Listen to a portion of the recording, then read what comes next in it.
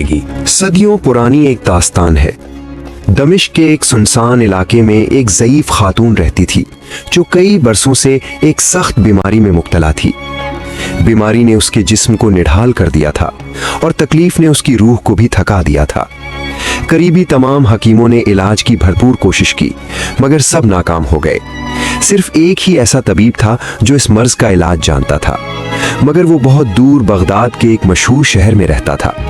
वहां तक पहुंचना निहायत दुश्वार था, खास तौर पर एक कमजोर और नादार औरत के लिए। अगर आज के दौर में समझें तो यूं जैसे कोई शख्स पाकिस्तान या भारत में किसी खतरनाक मर्ज में मुब्तला हो और उसका वाहिद माहिर डॉक्टर सिर्फ अमेरिका में मौजूद हो। एक गरीब इंसान के लिए फासला, खर्च और वीजा सब कुछ नामुमकिन हो जाता है। इसी तरह उस जमाने में भी बगदाद तक पहुंचना एक ख्वाब जैसा था। उस ज़ईफ औरत का अल्लाह पर यकीन इतना पुख्ता था कि वो हर हाल में यही कहती, मेरा रब ही मेरा मुहाफिज है, वही तबीब को खुद मेरे दर पर ले आएगा और उसी का हुक्म सब कुछ मुमकिन बनाएगा। वही मेरा खालिक और मालिक है। याद रखो, अल्लाह की कुदरत का कोई मुकाबला नहीं। वो जो चाहे, जब चाहे, जैसे चाहे कर सकता है। वो नामुमकिन को पल भर में मुमकिन बना देता है और ऐसे रास्ते निकाल देता है जिनका इंसान तसव्वुर भी नहीं कर सकता। यही यकीन इस किस्से की बुनियाद था। उस जमाने में सफर ऊंटों और घोड़ों पर किया जाता था, मगर इस औरत के पास ना सवारी थी और ना ही कोई सामान। रास्ते लंबे और दुश्वार थे, लेकिन उसका यकीन कहता था कि अगर कोई उसे बगदाद तक पहुंचा सकता है तो वो सिर्फ अल्लाह है, या फिर अल्लाह उस मशहूर तबीब को खुद उसके पास भेज देगा। वो रोज अपनी बेटी से यही कहती, मुझे उसी तबीब से इलाज करवाना है और मेरा रब ही उसका जरिया बनाएगा। उसकी बेटी अक्सर माँ की बातों पर मुस्कुरा देती क्योंकि उसे ये सब एक ख्वाब लगता था, मगर अल्लाह का फैसला इंसान की सोच से कहीं बुलंद होता है। उस ज़ईफ औरत ने महल्ले के मालदार लोगों से मदद तलब की, मगर कहीं से कोई मुस्बत जवाब ना मिला। वो दर्द और मायूसी के दरमियान बेबसी की जिंदगी गुजारती रही। अपनी इकलौती बेटी के साथ गुर्बत और बीमारी का सामना करते हुए वो दिन ब दिन कमजोर होती जा रही थी। बीमारी इस हद तक बढ़ चुकी थी कि ना इबादत की ताकत बाकी रही थी, ना खाने पीने की हिम्मत। कभी कुछ खा लेती तो कभी सिर्फ पानी पर गुजारा करती। मगर इन सब हालात के बावजूद उसने अल्लाह के दर को पकड़ना नहीं छोड़ा। वो हर लम्हा अपने रब से शिफा की दुआ मांगती रही। यकीन और सब्र के साथ वक्त गुजरता रहा। फिर एक रात जब हर तरफ खामोशी छाई हुई थी और सारा मोहल्ला नींद में डूबा हुआ था, अचानक दरवाजे पर जोर से दस्तक हुई। बाहर से एक आवाज आई, बहन, क्या हमें कुछ देर के लिए ठहरने की जगह मिल सकती है? हम सुबह तक रुक जाएंगे। औरत ने सोचा शायद कोई मुसाफिर है जो इस वीरान वक्त में मदद का तलबगार है। उसने दरवाजा खोला तो सामने दो अजनबी मर्द खड़े थे। उनकी हालत बहुत खराब थी, जैसे तवील पैदल सफर ने उनकी ताकत निचोड़ ली हो। बेटी फौरन माँ के पास गई और सारी बात बताई, मगर माँ ने पहले इजाजत न दी। कहा, हमारे घर में कोई मर्द नहीं, मैं आधी रात को अजनबियों को कैसे अंदर आने दूं? मजबूरन वो दोनों वापस पलट गए और दरवाजे के पास ही बैठ गए।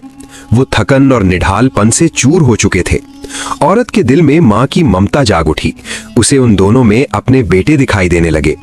दिल भर आया और उसने बेटी से कहा, बेटा, इन्हें अंदर बुला लो, मगर दूसरे कमरे में ठहरा देना। खाने पीने का इंतजाम भी वहीं कर देना और ज्यादा बातचीत से परहेज करना। अल्लाह ने उन्हें हमारे दर पर भेजा है, ये हमारी आजमाइश है। हमें उनकी खिदमत करनी है, मगर हया और पर्दे का ख्याल रखना।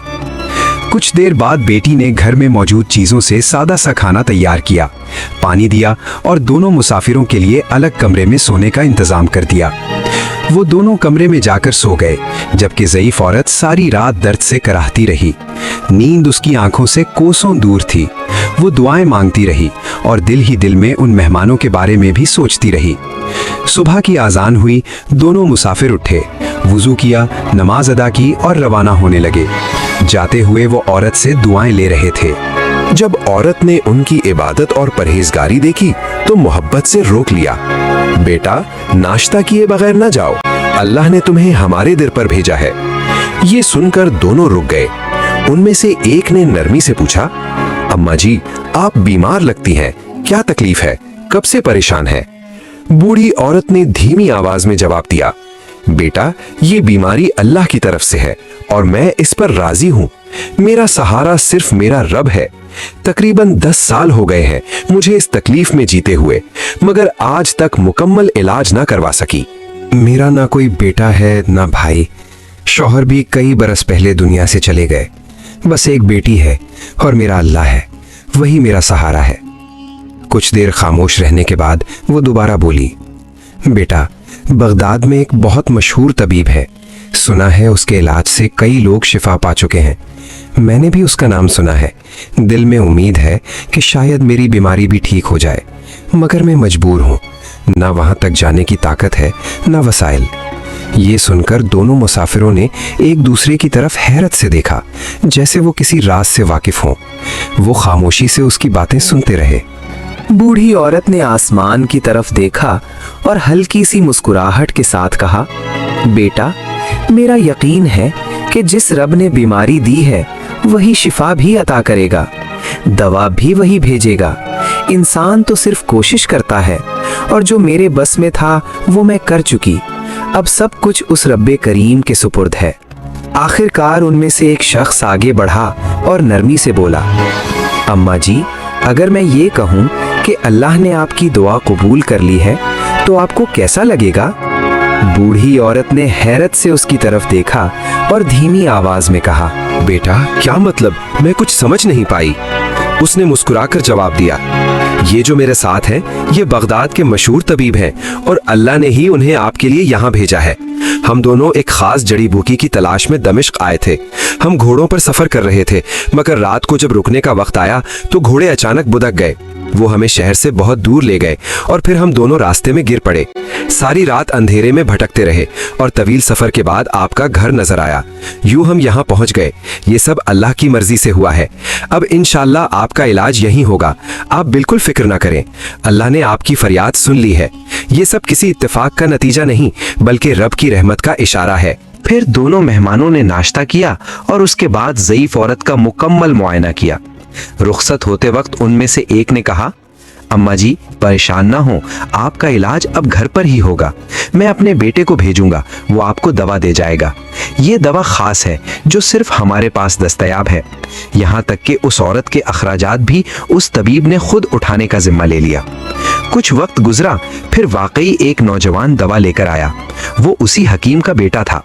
जब उसने दवा दी और उसकी बेटी को देखा तो दिल में एक खास एहसास पैदा हुआ।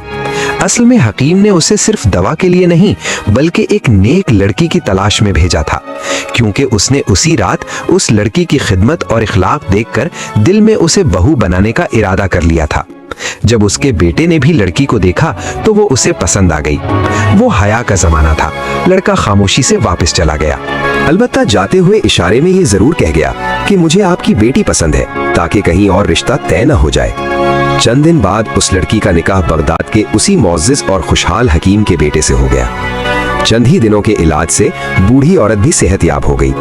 अब वो अपनी बेटी के साथ बगदाद में सुकून और आराम की जिंदगी गुजारने लगी। वो रोज अपनी बेटी को नसीहत करती, बेटी, हमेशा अल्लाह पर कामिल यकीन और पुख्ता भरोसा रखना। जो कुछ होता है अल्लाह के हुक्म से होता है, उसके सिवा कोई कुछ नहीं कर सकता। जब भी किसी से उम्मीद बंधे तो दिल से अल्लाह के हुजूर दुआ करना, वो सब कुछ सुनने वाला और देखने वाला है।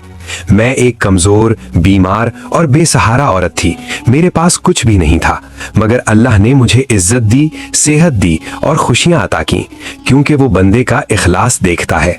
इस कहानी से हमें ये सबक मिलता है कि मुश्किल चाहे कैसी भी हो, दिल से और खुलूस के साथ सिर्फ अल्लाह को पुकारो। वही सुनने वाला है, वही देखने वाला है और वही हर मसले का बेहतरीन हल देने वाला है। अगर कभी दुआ फौरन कबूल ना हो तो ये ना समझो कि वो रद्द हो गई है। हो सकता है उसमें हमारा फायदा ना हो, या हमारे इखलास में कमी हो, या फिर अल्लाह बेहतर वक्त और बेहतर सूरत का इंतजार करवा रहा हो। बच्चों के लिए भी एक खूबसूरत सबक है, चाहे बेटा हो या बेटी, अगर वालिदैन की खिदमत दिल से की जाए तो अल्लाह ऐसे इनामात देता है जो सिर्फ सलाहियत से हासिल नहीं होते। वालिदैन की खिदमत अल्लाह को बहुत पसंद है और उसके बदले वो इज्जत, मकाम, सुकून और कामयाबी अता फरमाता है। तो दोस्तों, देखा आपने, अल्लाह पर सच्चा यकीन कभी खाली नहीं जाता। वो ऐसे रास्ते बनाता है जो इंसान सोच भी नहीं सकता। अगर वीडियो अच्छी लगी हो तो इसे लाइक करें, कमेंट में अपनी राय जरूर दें और हमारे चैनल को सब्सक्राइब करके बेल आइकॉन दबाना ना भूलें।